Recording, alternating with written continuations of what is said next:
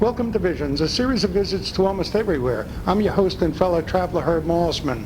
This week on alltalkradio.net, we're back in Baltimore, Maryland to finish our report on the set, Unsolved Mysteries, the life and death of Dr. Frank Olson. When last we were together, we were getting ready to shoot the dead body scene in front of the Belvedere condominiums in Baltimore. Let's head back there now. Here we go. And action. Some of the extras looking straight up in the air, pointing at the window. There was a camera on a dolly on the track.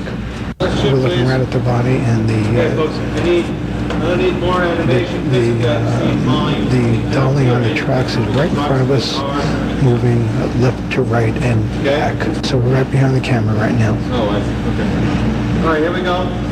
Bob Wise is behind the camera now. Please. Roll sound.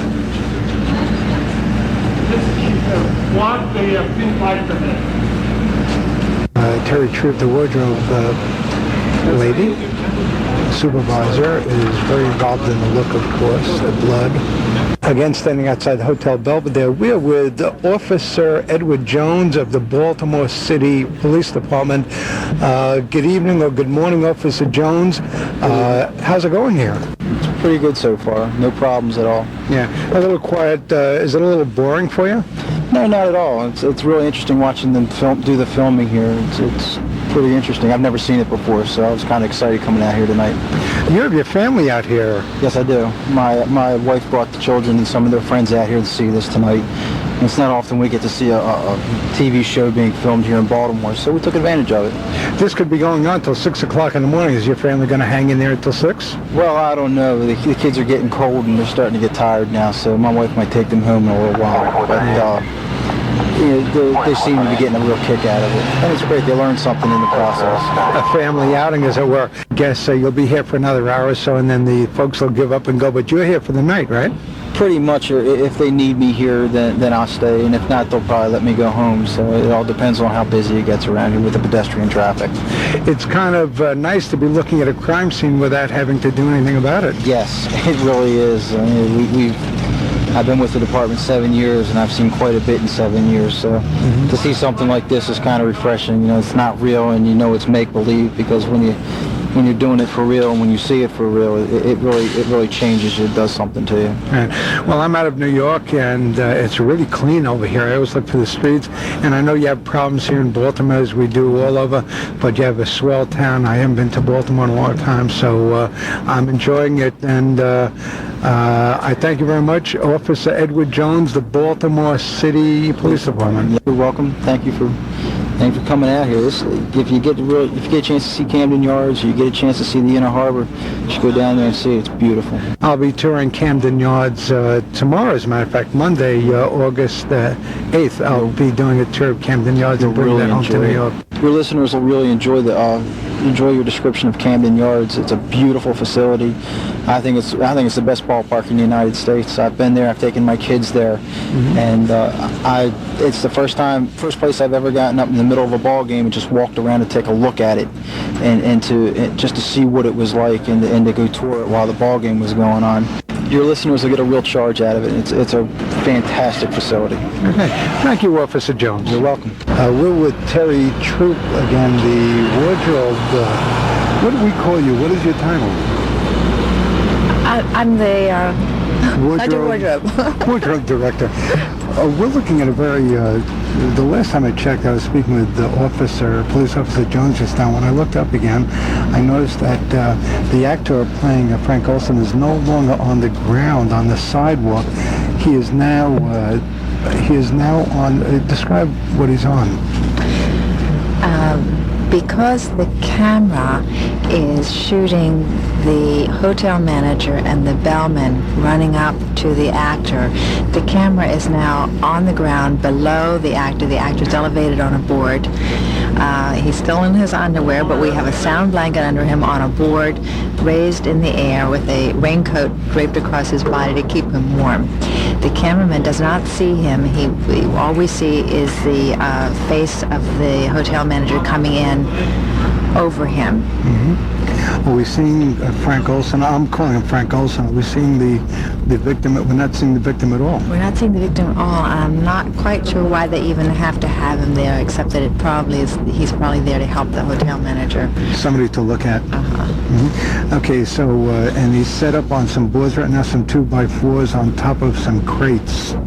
Right. He's what we call apple boxes, which is a term that the grips use for their equipment. These are nest of boxes that are on all sets, and they have a full apple, a quarter apple, a half apple. They're just boxes with holes in the end that you can carry. They're hollow. Right. They use them to build platforms to sit on, to build stands, that sort of thing. And to do this, and to put the victims on top. When the actor was lying on the ground, they had wet down the street to make the reflections more, pick up the broken glass for the cameraman. But unfortunately for the actor, it's very cold and wet lying on the hard pavement. Actually, it's sort of a cobblestone kind of sidewalk, so it really hurts him to lie flat on it. And it was wet and cold, and he was shaking. He's supposed to look dead, and if you saw him up close, he was just vibrating. There is a bit of a nip in the air, so... So whenever I can between takes, I try to get a blanket or a coat over him without irritating the cameraman or the director. Okay, and there's blood coming from his mouth. It seems to me, now I understand the photographs taking of the actual scene, that's how he's been, how the photographs looked of Dr. Olson, that's how you're shooting him here. But it seems to me there'd be a lot more damage done to the body than it shows here.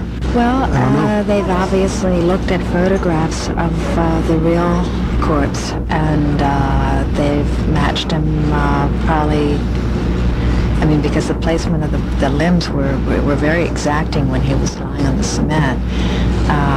They told me that there really was no blood from the actual body. We've added blood, so I'm not sure if this was in truth the way, if he had blood, he certainly would have had blood cuts from going through the glass window.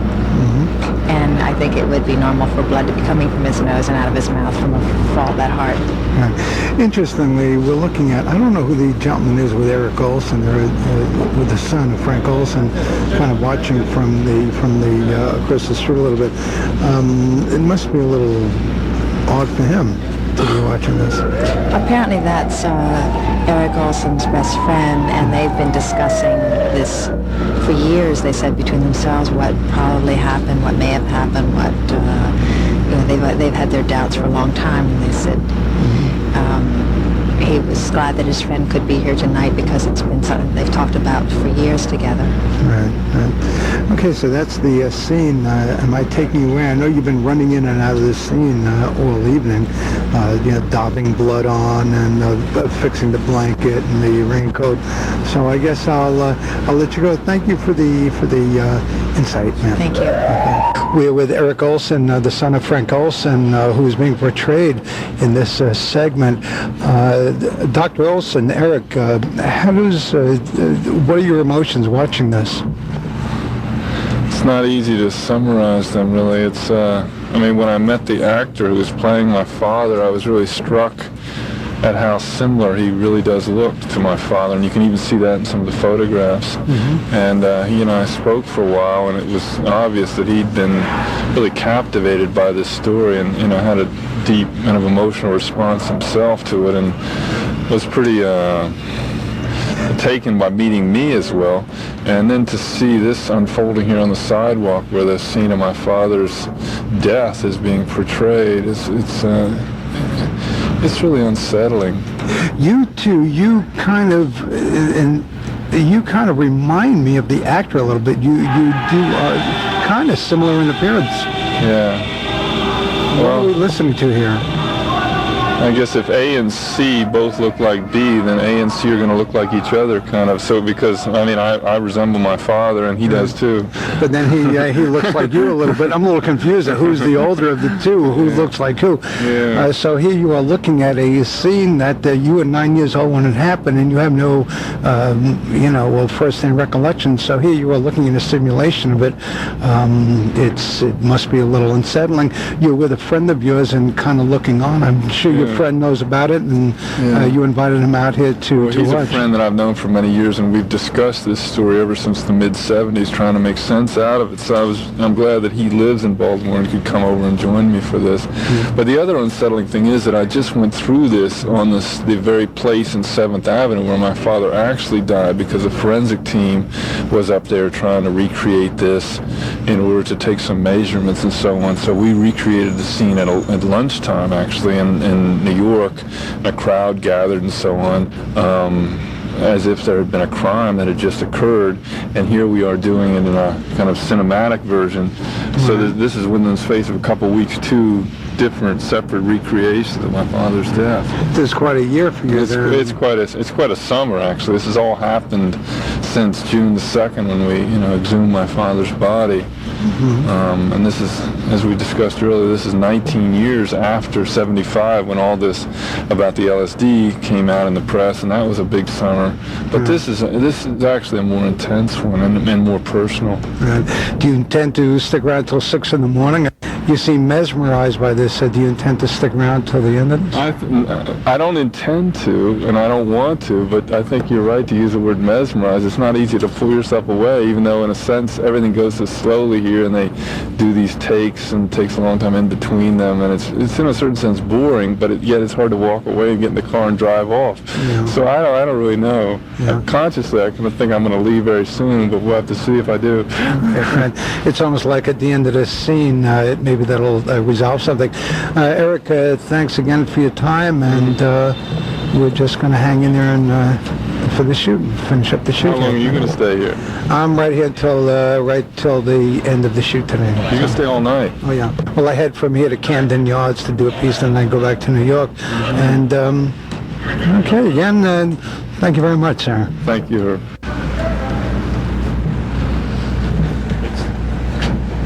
Right now, we're waiting. We're still shooting, of course, downstairs. The scene,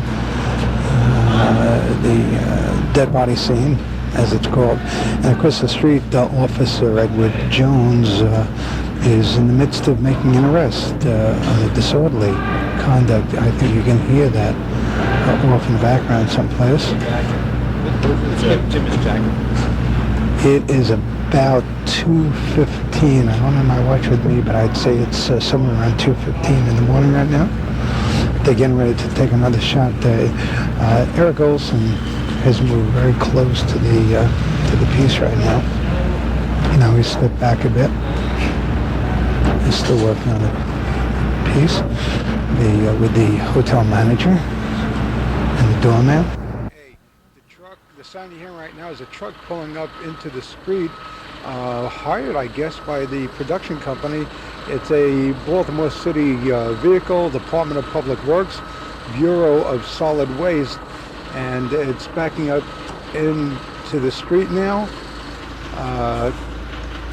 just about in line with where the body would be laying on the sidewalk, but of course it's in the middle of the street. I do not know what this truck is doing here. We'll find out. Again, it is in front of the hotel and off to the right of the entrance. The driver is opening up the back, and we're going to find out just what this truck is doing here. It has been hired, obviously, by the company. What will it disperse? The scene, by the way, remains the same across the street. You can see the water and the simulated pane glass take. You can see the water and the simulated pieces of glass from the window. There you go.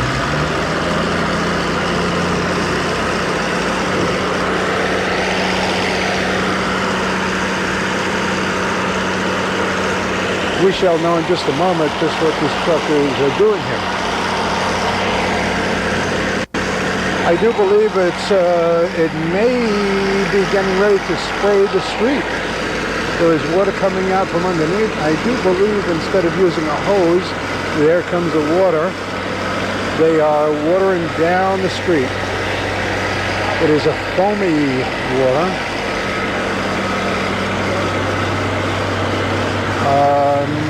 They're going to give the street a glisten. They're going to let it glisten a bit. A little winter, a little sheen on the street, as it were. Okay, it's spraying. There's a bit of a foam to it. It is dousing the street.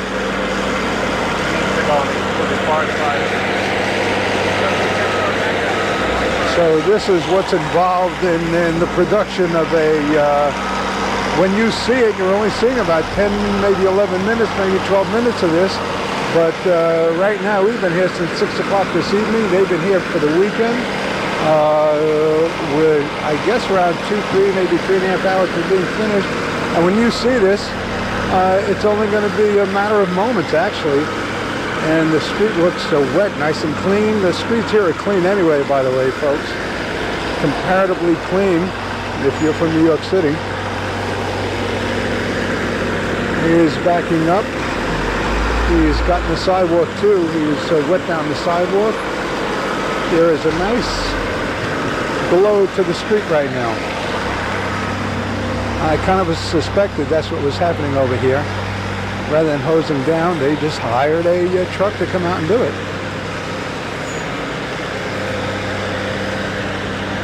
So instant winter here on August 7th, or August 8th now, 1994. They're laying down a pretty good sheet, folks. I do believe it's probably going to hit the sidewalk as well, or it should.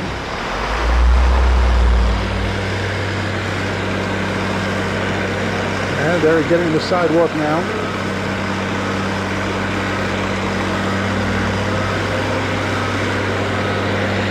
This is the magic of television, folks.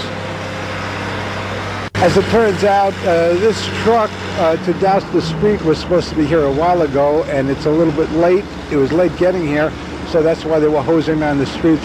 So the original idea was to have this truck come out, but it was running late, so he's here now, and that's how the truck came to be here at Charles Street at Chase.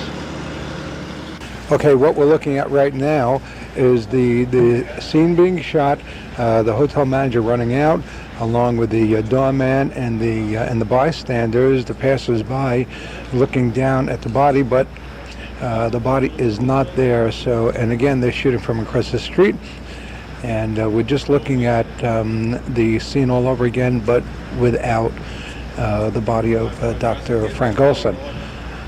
So that's what's being shot right now. It's about 2:30 in the morning. It's a little chilly. People putting on coats. The people looking on. The numbers have dwindled a bit, and people are bundling up a bit. Interestingly, Eric Olsen and the actor that is playing his father, they've been sitting together watching this from across the street and just. I guess just taking notes and discussing the shooting. So it's rather unusual to see the two of them sitting together, comparing notes and getting to know one another. Father and son, I guess, in this case. Okay, the voice you're about to hear is Bob Wise. They're doing the same shot, the hotel manager looking over the body, over the victim, Dr. Olson, trying to hear what he's saying as he's expiring.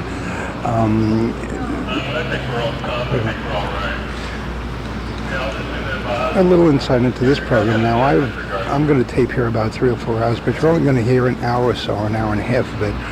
Same thing here. They've been filming for days and days, shooting from every angle, but you're only going to see 12, 13, maybe 17 minutes of it.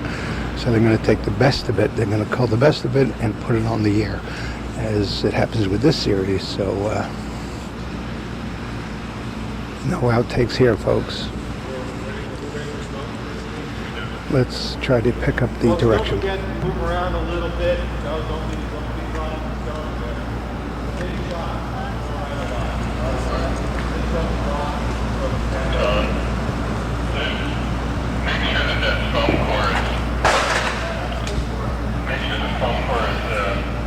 Blocking the window that setting there properly so it covers up like all the window, the rest of the window that's not taken up by the fog machine. Yes, it is. Okay, because it looks like there's fog coming out, but it's not coming up out of the grate. We have plenty down here. I don't know who's speaking. It is not Bob Wise. So you see him playing and blowing out? It may be coming from the truck. You know how far away from here is man? Leah had one unless she still doesn't. Apparently it's still up on the 10th floor.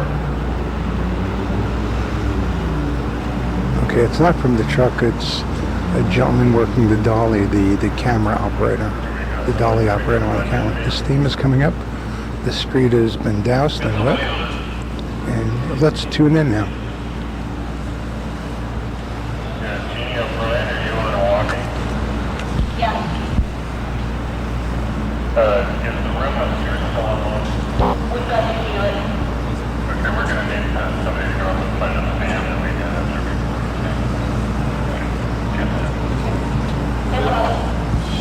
looks like Amy is on her way up. I don't know if she knows that she can't get in when she gets there. Terry Troop, the stylist, is a very busy person. She's looking over the body now, wrapping the body, positioning the body, styling the body, I guess. Okay, clear the doorways there. We don't want to see you guys clear the door. They're asking the doorway to be cleared now. We're about to have a take here.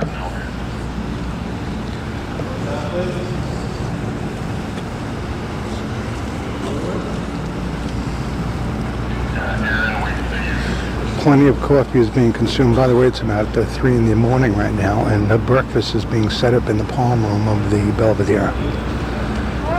So this is a dinner and breakfast flight. We are rolling. We're rolling. Action is called.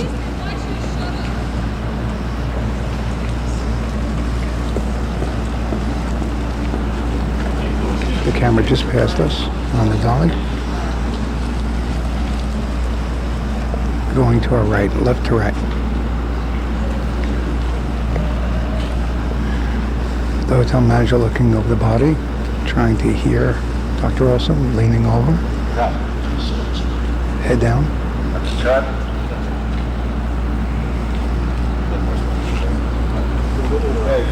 One more time, please. One more time, please.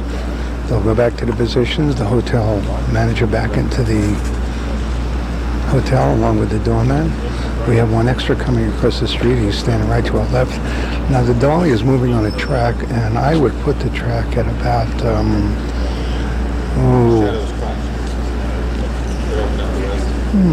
10 yards, maybe 12 yards, running right past us. Right now he's on our right, about 10 feet, 8 feet to our right. He's rolling right past us, right in front of us now. Here goes the camera. I'm on his own way upstairs. Again, it's pushed and pulled by a human.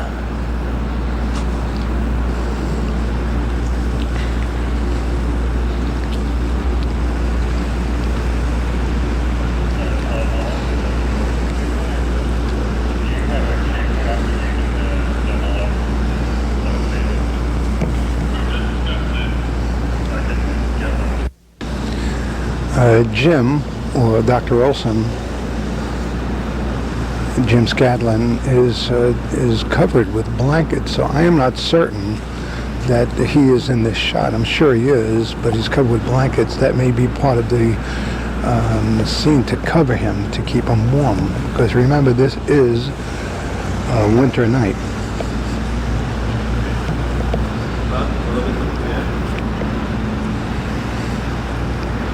Plenty of coffee, by the way, speaking of winter nights. Plenty of coffee is being consumed here. People bundling up. The police have their windbreakers on. Although it isn't that chilly, I guess. Everybody here is from the West Coast, I guess, because it's very comfortable. This is supposedly the dog test. I've got the fan going now, can you tell? No.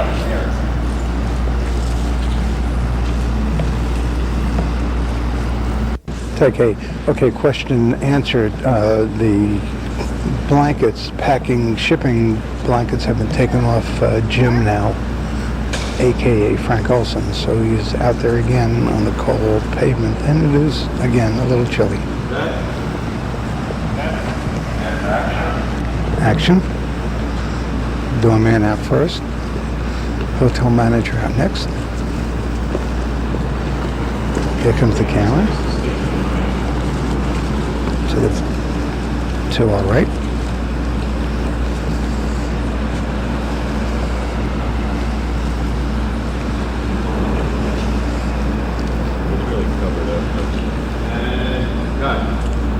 But basically Pastore shadow. Doesn't really shadow when you cover it up. What?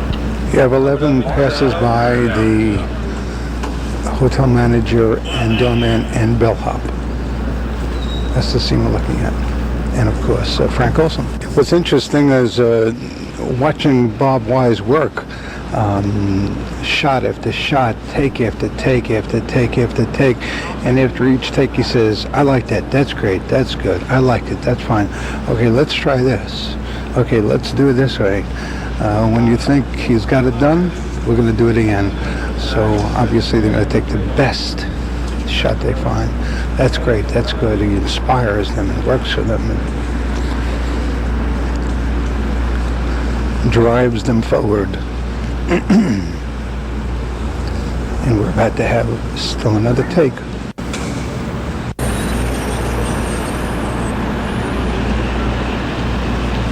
How's that? Good, except if we could get a little light. Well, I mean, he's covered up. I mean, that's not the issue. If we can keep the path between Pastore and the light open so that So Pastore gets from that one? Just a thought here. Jim Scanlon, the actor portraying Frank Olson, standing up in the psychiatrist's office, the agitation, the emotion, the motivation and the anger and building and building and building, and then another take and another take. Tough scene. This scene, he says nothing. He's laying down. He's bleeding. He has no dialogue basically, and this is a far tougher scene. This is very uncomfortable for the actor right now. This is a very uncomfortable position he's in. It's the hard ground. When the take is finished, when they're finished doing a take, Terry Troop, the stylist, rushes over and wraps him in a packing blanket again to keep him comfortable. He's on this hard ground, and it's not a very comfortable position. And he's been in this position for about 2 hours right now.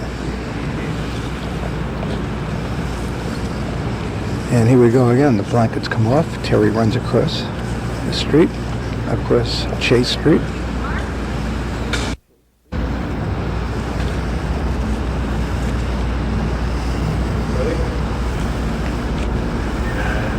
And action. The doorman out the revolving door, hotel manager behind him. Here comes the camera.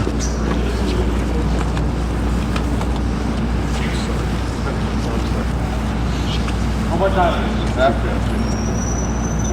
Okay, one more time. Right again, please. Right again. Right. Okay, they're running back now. This is going to be quick again. Everybody back, camera moving back to the left on the track. Roll sound. The voice you hear is Bob Wise. People rushing around.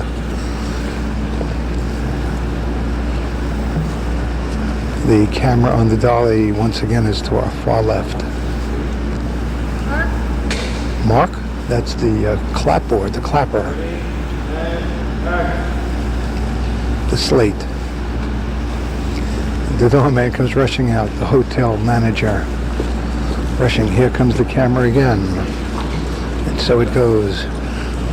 The crowd gathers, and the hotel manager leans over, looks down.